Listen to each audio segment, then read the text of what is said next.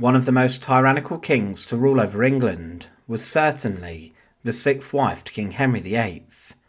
He was a man who ordered the executions of two of his own wives, and he also turned on some of his closest friends in his later years, having them also dispatched by the axeman.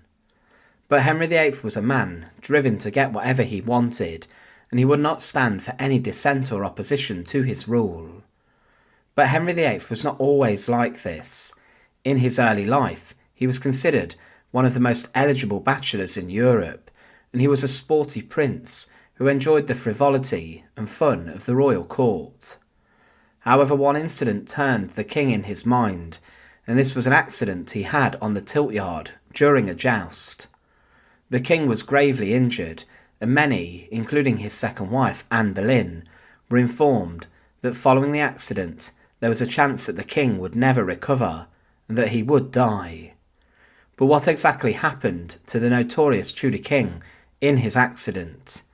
To support our channel, please make sure to click subscribe down below.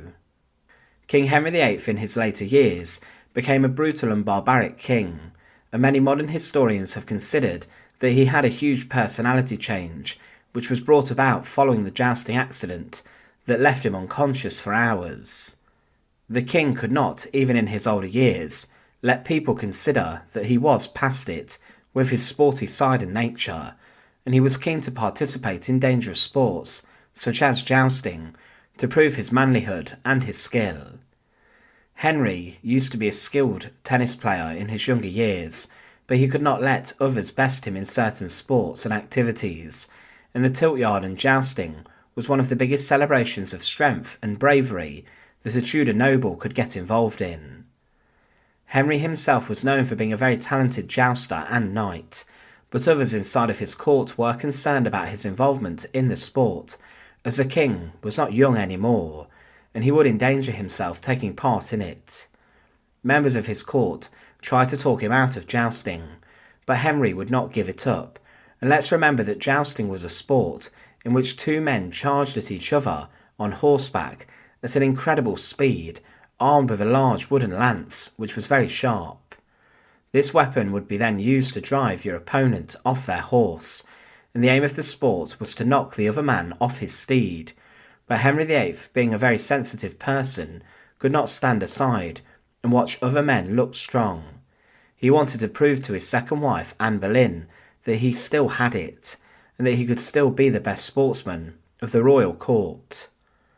But in the attempts to impress his wife Anne Boleyn, Henry VIII would take a tumble off his horse that changed his whole life.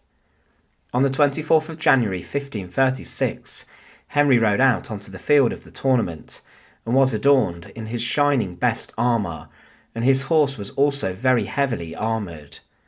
It's believed that Anne Boleyn was not specifically witnessing the spectacle at the time, but when Henry VIII tipped his lance to another woman inside of the royal box, many people gasped, expecting to see his wife there. However, it may have been in fact his future wife, Jane Seymour, who the king tipped his lance to, as he may have already been eyeing her up as a future wife. But as he rode out to the tilt-yard, it's not known who the king faced that day. One of his favourite jousting partners was his close friend Charles Brandon, who the king had fought many times before. It was against Brandon that the king had been injured before, and Brandon was considered one of the most skilled jousters in England, and he was someone that Henry VIII loved to try and get the better of. But as the king and his opponent faced each other on the tilt-yard, with the crowd watching, the horses set off, and they gathered pace, and charged at breakneck speed towards each other. The king, armed with his lance, readied himself, but his opponent beat him to it, and Henry VIII was driven brutally off his horse at speed, and the lance crashed against his best armour. The crowd were horrified by what they saw, and the king was lying on the floor, and his armoured horse then collapsed on top of him. When the horse moved, it was a sorry state, as Henry VIII was knocked out and he was unconscious. He remained unresponsive for some time, and was then carried away by his servants and attendants into the palace, and doctors then looked at his injuries. One of the most notable physical injuries was that the lance of Henry's opponent had struck him so severely that it had pierced his leg, but the king suffered many more severe internal injuries. The doctors did not know what to do to treat him, so they simply just left him. 2 hours passed, and the doctors then summoned Queen Anne Boleyn, and she was briefed that there was a very strong possibility that her husband would die from his injuries, and many people who saw the king thought he would also die. However, eventually the king did come around, but he was never the same man that he was before, and over the next few years and months his personality would change significantly. Henry VIII was never the most forgiving, but following the accident he became even more paranoid and would change his opinion on people very quickly, and he also became very ruthless, sending some of his closest friends to the executioner's blocks all across England. One account claims of the king's behaviour that, "We believe that his jousting accident of 1536 provides the explanation for his personality change from sporty, promising, generous young prince to cruel, paranoid and vicious tyrant." From that date, the turnover of the wives really speeds up, and people begin to talk about him in a new and quite negative way. After the accident, he was unconscious for 2 hours. Even 5 minutes of unconsciousness is considered to be a major trauma today. There have been theories put forward in the past few years that Henry VIII, following his accident, suffered a major brain trauma, an injury that led to a sharp change in his behaviour and also personality. The king was a quick man who did not shy from making decisions, which resulted in bloodshed, but in the months following the accident he got much more rasher with his decisions, and his cruelty increased to an extent that he would even send his own wife to be executed inside of the Tower of London. Physically, Henry VIII also suffered from a number of severe migraines and headaches after the injury, and because of the injuries to his leg, he was never the same again, and he was not in fact very mobile after the accident. He began to be pushed around in wheelchairs more around the palaces, and he also put on a huge amount of weight.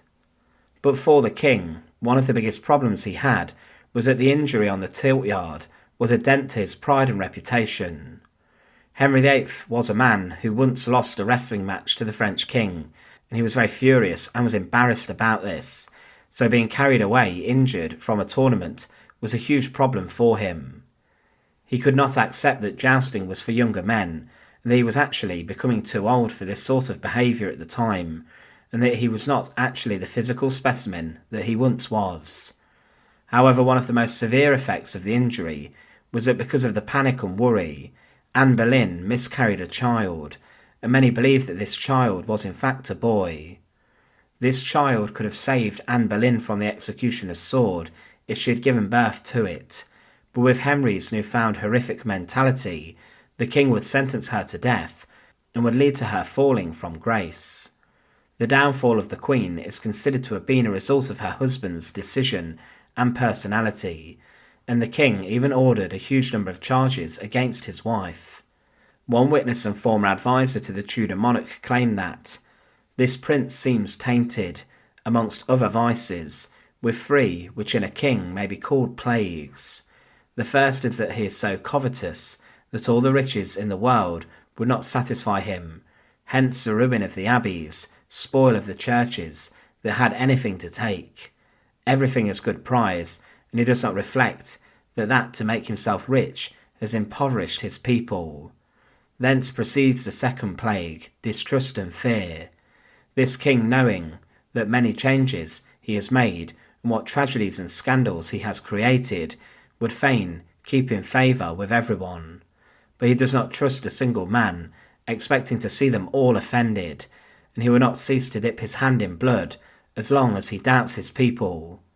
The third plague, lightness and inconstancy, has perverted the rights of religion, marriage, faith and promise.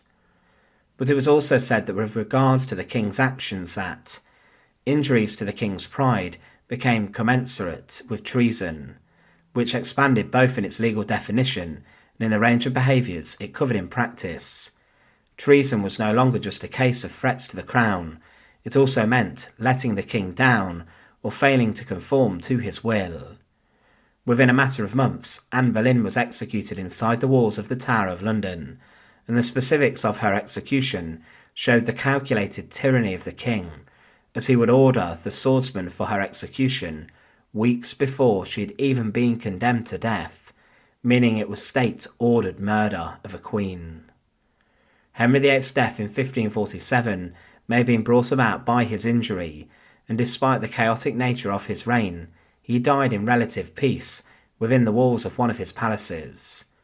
But the king's shift in health and the injuries he sustained led to a huge amount of negative lifestyle changes for Henry VIII, and he would, in the years after his accident on the tilt yard, execute a huge number of people.